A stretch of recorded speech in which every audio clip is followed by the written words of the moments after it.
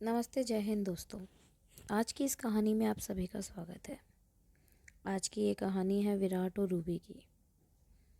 एक सीधा साधा लड़का और एक अमीर लेकिन सच्चाई से भरी लड़की, जिनके बीच एक किताब से रिश्ता बना और हालातों की आंधी ने उसे बिखेर दिया।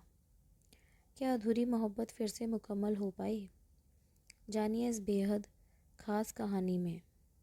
दोस्तों, अगर अभी तक आपने हमारा चैनल सब्सक्राइब नहीं किया है तो प्लीज़ सब्सक्राइब कर लीजिए और कहानी को अंत तक ज़रूर देखिए, क्योंकि इसका अंत आपको बहुत कुछ सोचने पर मजबूर कर देगा। उत्तराखंड की सर्दियों अपनी ही तरह होती हैं। हल्की धुंध, चाय की गर्म भाप और इन किताबों की खुशबू जो लाइब्रेरी के पुराने रैक में सजी होती है। उसी सर्दी के मौसम में city college of management and technology की लाइब्रेरी में एक मुलाकात होने वाली थी जो दो जिंदगियों की दिशा ही बदल देगी। विराट शर्मा, एक मध्यम वर्गीय परिवार का इकलौता बेटा, इंजीनियरिंग के आखिरी साल में था। पढ़ाई में होशियार पर आत्मविश्वास में थोड़ा कमज़ोर। उसके पापा प्राइवेट नौकरी में थे और माँ एक स्कूल में शिक्षिका। घर की हर छोटी बड़ी जिम्मेदारी को विराट हमेशा महसूस करता था, लेकिन उसके भीतर एक अधूरी सी ख्वाहिश थी, किसी अपने की तलाश। रूबी शर्मा, शहर की नामी बिजनेसमैन की इकलौती बेटी, बीटेक की छात्रा, ऊंचा रहन सहन, महंगे कपड़े, पर दिल से एकदम साधारण। भले ही उसके चारों ओर हमेशा चकाचौंध रहती थी, पर वो खुद सादा जीवन जीने वालों से आकर्षित होती थी। उसे दिखावा पसंद नहीं था। शायद इसी वजह से वो अक्सर लाइब्रेरी में अकेली बैठी पढ़ाई करती थी। उस दिन विराट काफ़ी परेशान था। उसका एक ज़रूरी प्रोजेक्ट अधूरा था और वो लाइब्रेरी में एक किताब ढूंढ रहा था। तेज़ी से चलता हुआ वह कॉफ़ी का कप लिए लाइब्रेरी की ओर बढ़ा। उसी लाइब्रेरी के पास रूबी पहले से ही बैठी थी, अपने नोट्स में खोई हुई।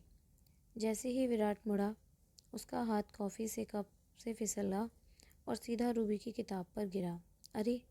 रूबी ने चौंक कर किताबें समेटी। ओह गॉड, मैं बेहद शर्मिंदा हूँ। विराट घबरा गया। रूबी ने ऊपर देखा। पहली बार उसकी आंखें विराट से मिली। कोई बात नहीं, किताबें ही तो हैं, दोबारा मिल जाएंगे।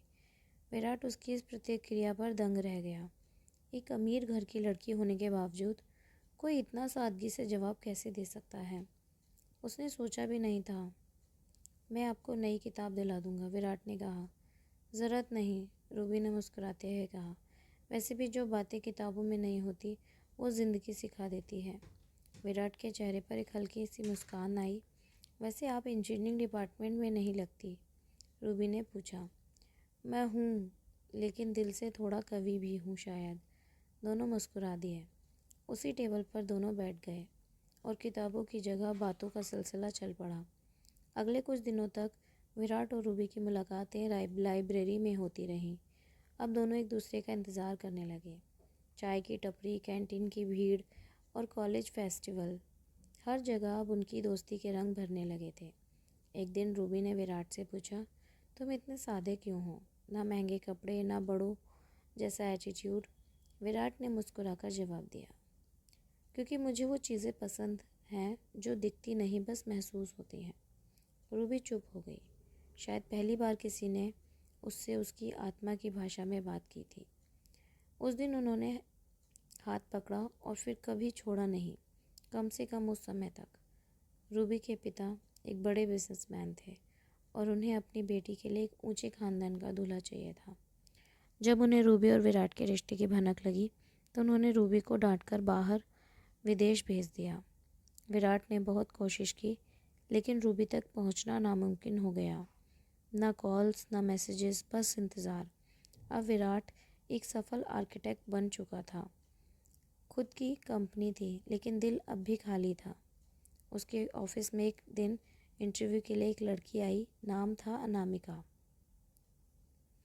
उसके चेहरे में कुछ जाना पहचाना था और फिर धीरे धीरे खुला राज, अनामिका ही रूबी थी, जिसने नाम बदल लिया था, रूबी। विराट की आंखें भर आईं। अब मैं सिर्फ अनामिका हूँ और अब हम पहले जैसे नहीं रह सकते। रूबी ने बताया कि उसके पिता की मृत्यु के बाद उसकी सारी जायदाद छिन गई और वो अब अकेले ज़िंदगी काट रही थी।